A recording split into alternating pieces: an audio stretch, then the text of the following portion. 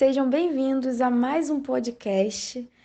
Essa semana será sobre o Dia dos Catequistas e iniciaremos com a Bianca. Então, agradeço muito, Bianca, pela sua disponibilidade. Você pode se apresentar um pouquinho para a gente, né? Que eu conheço, mas os que estão escutando não conhecem. Olá, é com muita alegria que aceitei esse convite. Eu sou Bianca Cabral, catequista do catecumenato, né, da paróquia São Francisco de Assis Campo Grande, do Padre Anderson. Obrigada por aceitar o convite, Bianca. Iremos agora começar com as perguntas. A primeira: você já foi catequista de criança ou começou com crisma barra catecumenato mesmo? Então, eu comecei, né, a minha jornada como catequista, na verdade, ajudando, né, a turma que antigamente nós chamávamos já de sementinha, né? Então, comecei com a catequese infantil. Foi em 2005, nem tem muito tempo não, sabe? E de lá para cá o meu amor assim sempre pulsou cada vez mais forte pelos pequenos. Só que aí foi me feito o convite e aí eu fui aceitando e já foi modificando a minha jornada. Trabalho com crianças, né, na minha vida profissional, sou professora e na catequese eu aceitei o convite para ser catequista do catecumenato. Então atualmente atuo com o crisma, né, com a confirmação, o sacramento da confirmação. Nossa, pouquinho tempo, né? Mas que lindo a sua jornada. Eu conheci como catequista do catecumenato. E a maior parte procura fazer o crisma ou catecumenato? Na verdade, nós não temos uma resposta precisa, né? Tem ano, digo, turmas, né, que fica meio a meio, né? Mas já tivemos realidades de, na maior parte, buscar somente pelo crisma. E temos, assim, sempre um caso ou outro em que temos um pacote recheado, que a gente chama assim, né? Buscando todas as bênçãos do Senhor em uma única catequese, daí o catecumenato, né? Recebem o batismo, a Eucaristia, o crisma e há casos também até da santificação matrimonial.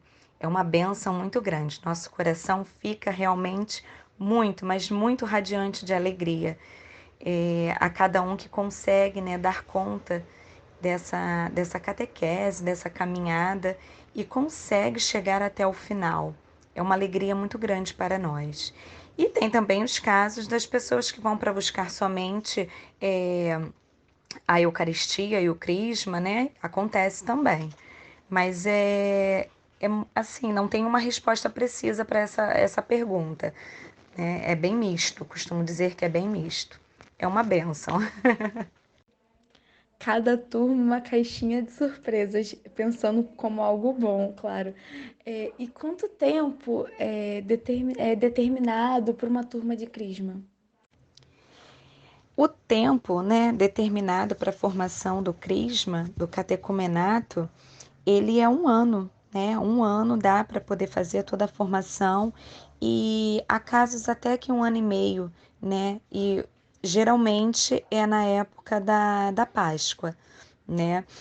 E eles são confirmados nesta época. E o que que acontece? Por conta desse tempo pandêmico que estamos vivendo, já vamos para a segunda catequese que nós não conseguimos fechar em um ano e meio, né? Geralmente passa, tá passando porque tivemos o templo fechado por um tempo, tivemos a catequese online, aí quando retornou ao presencial nós tivemos que retomar com alguns conceitos, né, algumas discussões que já tinham sido faladas, porque o mais importante não é um conteúdo a ser dado, até porque não é esse o nosso objetivo, e sim a catequese mesmo em si, né? Transmitir esse conhecimento à luz da verdade que é o próprio Cristo. Então, quando o catequista vê essa necessidade, nós temos o livre-arbítrio de chegar até o padre e junto a ele nós decidimos, né, o que é melhor para aquele grupo. E já vamos para o segundo ano em que na nossa realidade, na paróquia São Francisco de Assis, tem sido um pouco mais de um ano e meio. mas contudo temos tido muitas bênçãos, podemos falar com toda certeza. Entendo, deve ser um pouco mais complicado manter, né, um cronograma certinho no meio de uma pandemia. E quem pode ser confirmado? E o que é exigido de um candidato à confirmação?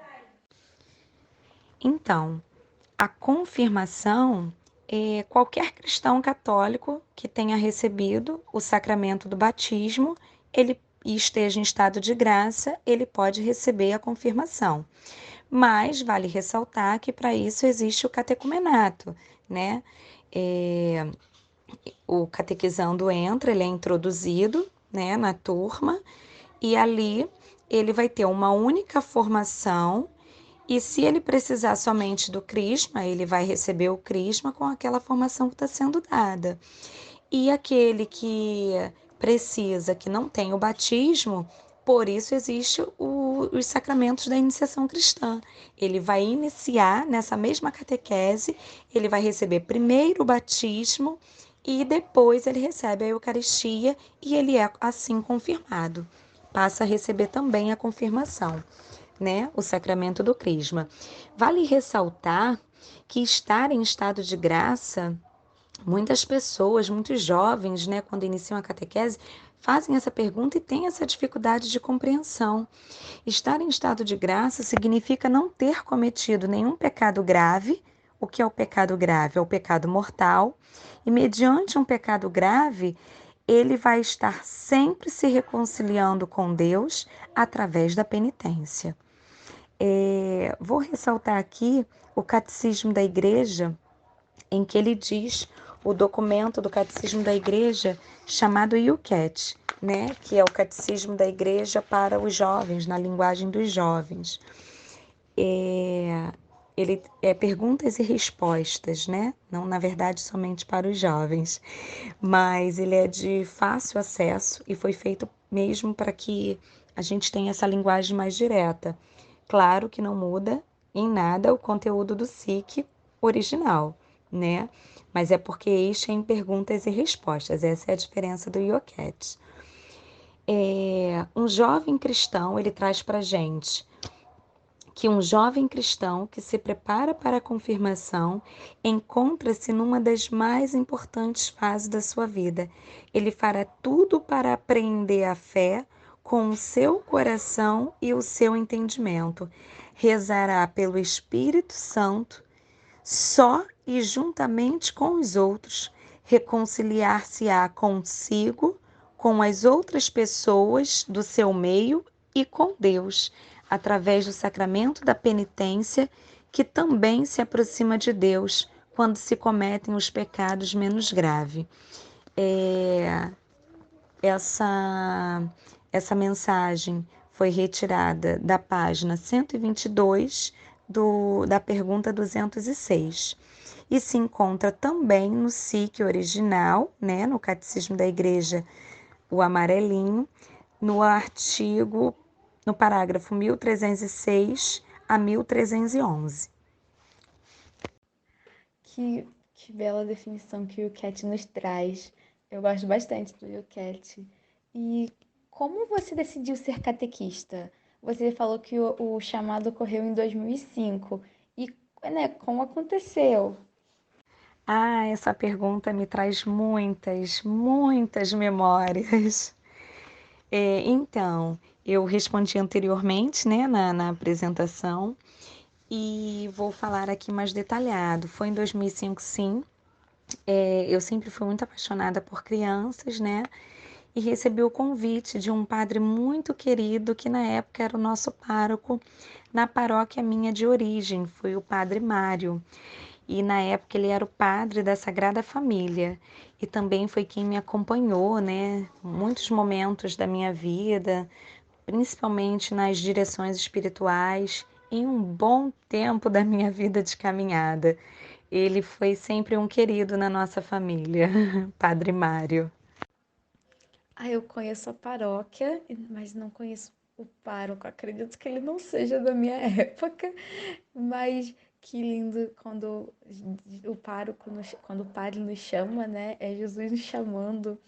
E você tem algo que você queira compartilhar sobre a sua história como catequista? Sim, sim, eu tenho uma história, eu tenho uma grande história a contar, né? E assim, é uma história de vida, né? E que faz todo sentido com a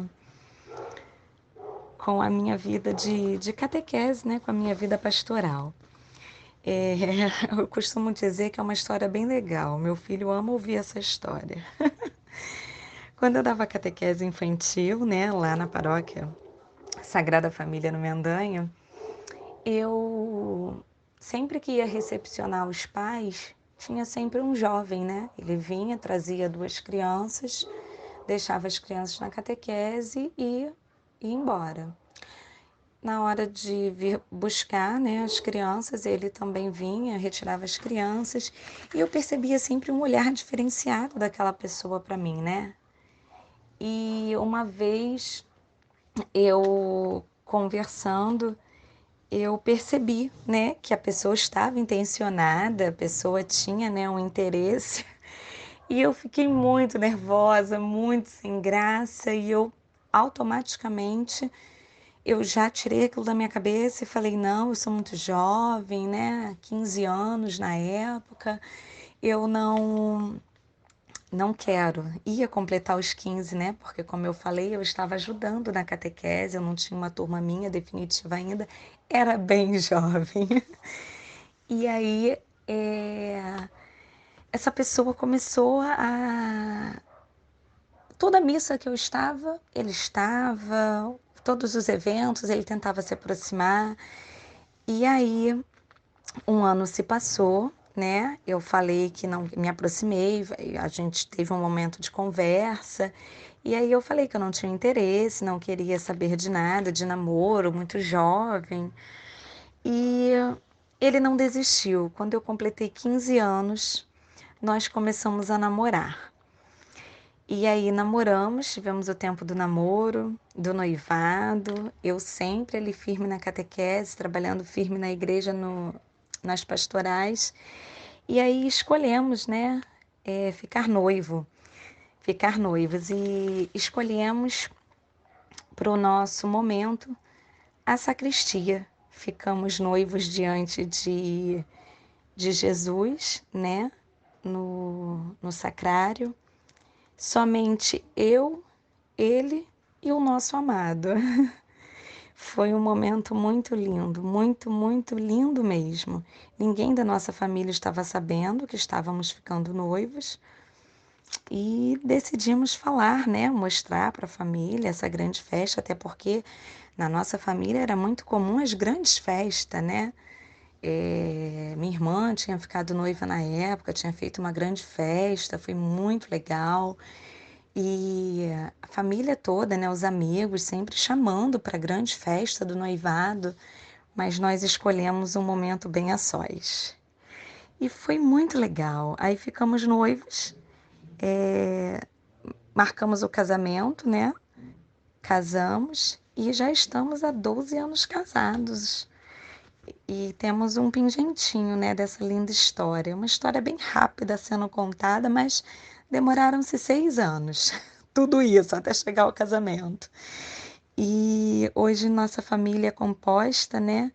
Muitos nos conhecem, talvez muitos que estejam ouvindo não me conhecem, mas eu namorei, noivei e casei com o Robson e hoje nós temos um filho muito amado, muito desejado, que é o Lucas. E assim, essa foi a nossa história, né? Eu costumo dizer que tem muito a ver com a história de ser catequista, porque ali tudo começou. E é legal a gente partilhar isso, né? É importante. Eu vejo como assim uma história muito diferente e ao mesmo tempo um carinho muito grande de Deus para com a nossa família. Que história linda de amor, começando na catequese. Eu gostei bastante de conhecer essa, esse, essa história, né, de vocês dois. E E conheço o Luquinhas também. E qual é o seu conselho para todos os catequistas e também aqueles que não são e estão escutando o podcast? Olha, um conselho que eu deixaria é que vale muito a pena a gente estudar, né? Nos formar em Cristo, na escola de Maria, ser totalmente de Cristo, estudar para Ele e ser totalmente dele. E assim, com muita paixão e muita perseverança eu falo isso. Aqui em minha casa, meu esposo sempre comenta: Bianca, chegando mais livros, Bianca. Porque toda vez que tem alguma encomenda do correio e tudo mais, que ele vê a quantidade de livros chegando, ele fica muito assustado. Mas eu falo isso com muita assim, alegria. É muito importante nós estudarmos, né? O catequista, ele precisa estar em sintonia com Cristo. E Papa Emérito Bento XVI, ele diz que é preciso sacrificar tempo, estudar no silêncio do nosso quarto. Então, essa mensagem do querido Papa Emérito, né, Bento XVI, deixa muito claro para a gente que não adianta eu querer ser de Cristo se eu não sacrificar tempo para eu poder estar em sintonia com esses estudos, né? É muito importante mesmo adentrar o silêncio do quarto para ter esse momento de formação. E eu colocaria também, né, nos tempos atuais, formar grupos de estudos, se possível, né? Nós temos as redes sociais, então isso é muito importante, isso fortalece o vínculo, principalmente nesses tempos tão obscuros, tão estranhos em que estamos vivendo, né? Onde muito achismo é levantado, muita coisa é falada em nome de Cristo, mas não existe um documento plausível para tudo isso. Então, não há nada melhor do que nós estudarmos os documentos da igreja, estudar a vida dos santos, para que possamos estar cada vez mais experimentando o céu aqui na terra. É...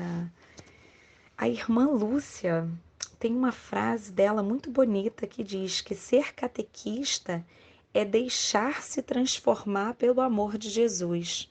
Gosto muito dessa frase da irmã Lúcia, né? Das irmãzinhas de Belém. E ela colocou isso para a gente em uma formação uma vez que realmente plantou. Ser catequista é deixar-se transformar pelo amor de Deus. É não ter medo das mudanças que Deus quer em nossas vidas. E a missão de evangelizar é anunciar a boa nova, que é uma obra linda de misericórdia, né? E anunciar todos os dias.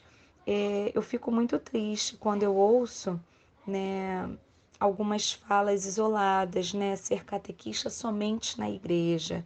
Isso muito me preocupa. Eu preciso ser catequista, sim, nos meus ambientes de trabalho, nos meus ambientes sociais. Eu preciso evangelizar, né? Eu preciso falar do Cristo. Eu preciso mostrar, ainda não que com palavras, mas com ações e atitudes, que eu pertenço ao Cristo. E para finalizar, destaco aqui a passagem de Jeremias, capítulo 18, versículo 6, né? Ser barro, que devemos ser barro nas mãos do oleiro. Assim é a vida do catequista. Ele precisa se entregar de uma tal forma que ele possa verdadeiramente deixar que o oleiro molde a cada dia ele, molde os seus pensamentos, suas ações, suas atitudes. E desta forma, nós estaremos sim sendo vaso novo e experimentando o céu aqui na terra, porque sabemos bem que somos todos peregrinos e estamos a caminho do céu. Precisamos entender primeiramente o que é o crisma, né? O que é o crisma? Uma vez um catequizando me perguntou se era um óleo mágico. Então vamos entender, né? É o óleo da unção, é o composto do óleo de oliveira, ele é composto, né, de óleo de oliveira, do azeite, perfumado com resina balsâmica. E na manhã da Quinta-feira Santa é que o bispo consagra esse óleo, né, para ser utilizado, tanto no batismo quanto na confirmação, na ordenação dos bispos e na consagração, né, dos altares e dos sinos. Isso também nos ensina o SIC da igreja. E esse óleo, né, que óleo é esse? Esse óleo representa a alegria, a força e a saúde, né? É o próprio Cristo. Ressaltamos aqui, né, numa passagem de 2 Coríntios, capítulo 2, versículo 15, que diz o seguinte: quem é ungido com o crisma deve difundir o bom perfume de Cristo. Então é esse perfume balsâmico, né? É esse grande óleo, é esse óleo sim poderoso que a gente recebe, né? O crisma, e devemos ser moldado. Devemos ser moldado e ser soldado de Cristo. Agora sim eu vou responder de fato a importância de todo cristão receber o sacramento da confirmação. Bom, esse sacramento, o SIC da Igreja vai dizer no parágrafo 1285 e 1314 que ele completa o batismo e pelo qual também recebemos o dom do Espírito Santo. Então, quem se decide livremente por uma vida como filho de Deus, pede o Espírito de Deus sob o sinal da imposição das mãos e da unção, com o crisma. Obtém a força para testemunhar esse amor e o poder de Deus com palavras e atos. Isso é muito importante, com palavras e atos. Então, agora, a partir de agora, quando é recebido o sacramento do crisma, tornamos então um membro legítimo e responsável da Igreja Católica, né? Eu costumo falar com eles quando eles entram, é um sacramento de decisão. O batismo nossos pais escolhem para nós. O crisma ninguém põe a arma na sua cabeça para você vir fazer, né? É um sacramento de maturidade. Você quer receber? Você está disposto, né? Então você tem que estar de acordo, né? O crisma precisa fazer esse sentido novo na vida de quem vem buscar. E quanto à Sagrada Escritura, o que ela nos diz sobre esse sacramento da confirmação, nós temos várias passagens, mas eu destaquei aqui uma delas, que é Atos dos Apóstolos, capítulo 8, versículos de 14 a 16. Vemos a seguinte passagem: os apóstolos, pois, que estavam em Jerusalém, ouvindo que Samaria recebera a palavra de Deus, enviaram para lá Pedro e João, que, tendo descido, oraram por eles, para que recebessem o Espírito Santo, porque eles ainda não tinham recebido, não tinham descido sobre o Espírito Santo não tinha descido sobre nenhum deles. Estavam somente batizados em nome do Senhor Jesus. Então a gente vê a importância desse Espírito Santo nascer em nós, né? A importância dessa confirmação. Aquele óleo que eu recebi no batismo, sim, eu fui batizado, porém com o crisma eu sou confirmado, né? Eu confirmo pela minha maturidade o que eu quero realmente com a igreja. Isso é lindo demais, é muito divino. Vale muito a pena fazer o catecumenato, fazer o crisma, e eu faço aqui, termino, né, esse podcast deixando o convite a todos. Todo cristão, seja ele batizado ou não, venha para a catequese, venha conhecer a verdade, somente a verdade vai te libertar. E essa verdade é o Cristo. Amém? Concluímos agora. Agradeço muito, Bianca, pela sua disponibilidade de tempo, pelo seu sim para esse podcast e agradecemos a Deus pelo seu sim como catequista, né? Muito obrigada. E então, pessoal, esse foi o nosso podcast do Dia do Catequista, o último de agosto, né, do mês das vocações. Agradecemos, compartilhe, deixe o seu curtir, divulgue para os amigos, para os amigos de paróquia, ok? Muito obrigada a todos. Por nada, foi um prazer muito grande estar com vocês, tá? Estamos unidas em Cristo. Beijo grande, fica na paz. Beijo, beijo.